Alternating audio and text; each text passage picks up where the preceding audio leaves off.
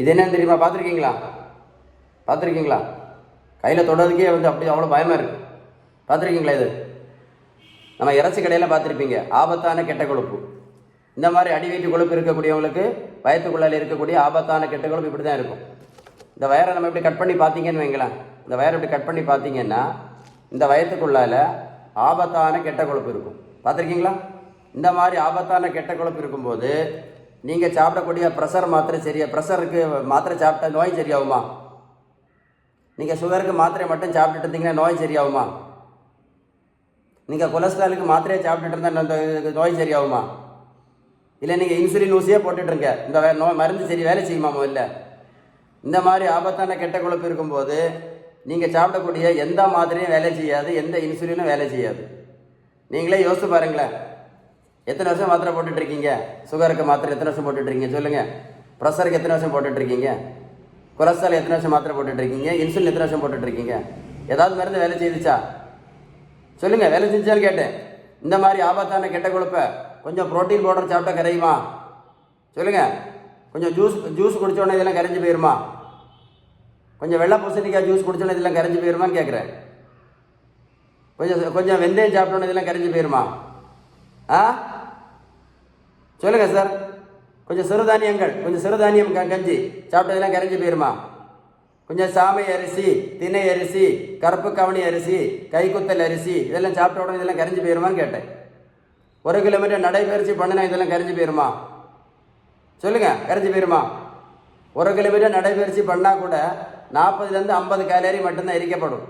நடைபயிற்சி நல்லது தான், அதை பற்றி நான் சொல்ல வரல. நடைபயிற்சி பண்ணினா இந்த மாதிரி நடைபயிற்சி மட்டும் பண்ணினா இந்த மாதிரி ஆபத்தான கெட்ட கொழுப்பு கரையுமா சொல்லுங்கள் சார். நிறைய பேர் இப்போ கரிஞ்சீரகம் தானே சாப்பிட்டுட்டு இருக்காங்க வெயிட்டை குறைக்கிறதுக்கு.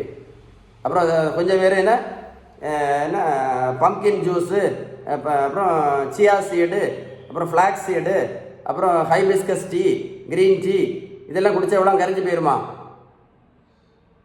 சார் சொல்லுங்கள். நீங்களே யோசிங்களேன். எத்தனை வருஷம் மாத்திரை சாப்பிட்டுருக்கீங்கன்னு.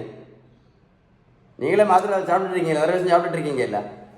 இந்த தம்பியை பாருங்கள். இந்த பெரியவங்களுக்கு இப்போ 42 கிலோ வெயிட் குறைச்சிருக்கேன். 128லேருந்து 86 கிலோ.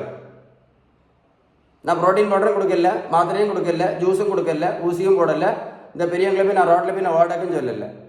இந்த பெரியவங்க பாருங்க 62 வயசு 128 கிலோ.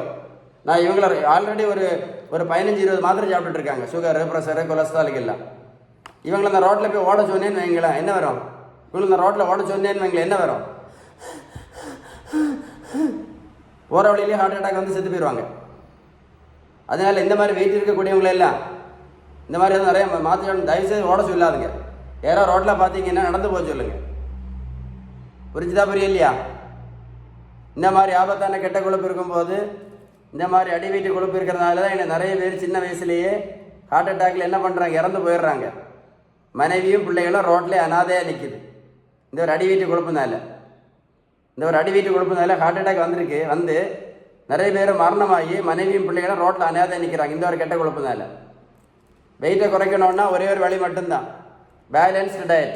நம்ம வீட்டில் சாப்பிட்ற உணவுள்ள விகிதம், நல்ல கொழுப்பு சத்து, விட்டமின் சத்து, இனிப்பு சத்து, தாது பொருட்கள் சத்து, புரதம் சத்து, ஷீபன் பேலன்ஸ்டு டயட். நம்ம வீட்டில் சாப்பிட்ற உணவுள்ள விகிதம் கரெக்டாக இருந்தால் மட்டும்தான் வெயிட்டும் குறைக்க முடியும், இந்த கொழுப்பும் கரைஞ்சி போகும், இந்த மாத்திரையும் நிறுத்த முடியும், இந்த இன்சுலின் நிறுத்த முடியும். இல்லை அப்படின்னா வாழ்க்கை முழுவதும் மாத்திரை கூடையே சாப்பிட்டு அப்படியே இந்த உலகத்தை விட்டு நம்ம போயிட வேண்டியதுதான். வழியில் நிறைய பிரச்சனைகள் வரும். பக்கவாதம் வரும், கண்ணு குருடு வரும், ஹார்ட் அட்டாக் வரும், கிட்னி ஃபெயிலியர் வரும், காலையில் புண்ணது வந்துச்சுன்னா விரலை வெட்டி எடுப்பாங்க. ஏன்னா சுகரு, ப்ரெஷரு, கொலஸ்ட்ராலுக்கு நீங்கள் உணவு முறையை மாற்றாமல் வெறும் மாத்திரையும் வெறும் இன்சுலினும் போட்டுகிட்டே இருந்தீங்க அப்படின்னா எல்லா சைடு எஃபெக்டும் 100% வரும். நான் சொல்கிறது போயின்னா நீங்கள் பேப்பரை எழுதி வச்சுக்கிடுங்க.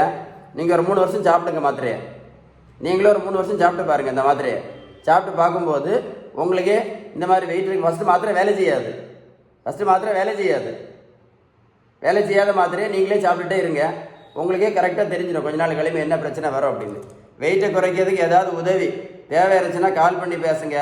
எவ்வளவோ யூஸ்லெஸ், ஒன்றுக்கும் பிரயோஜனம் இல்லாத வீடியோஸ் எல்லாம் ஷேர் பண்ணுறீங்க. இந்த மாதிரி முக்கியமான அவேர்னஸ் வீடியோவை உங்கள் ஃப்ரெண்ட்ஸுக்கு ஷேர் பண்ணி கொடுங்க. நிறைய பேருக்கு யூஸ்ஃபுல்லாக இருக்கும் அட்லீஸ்ட். சரியா?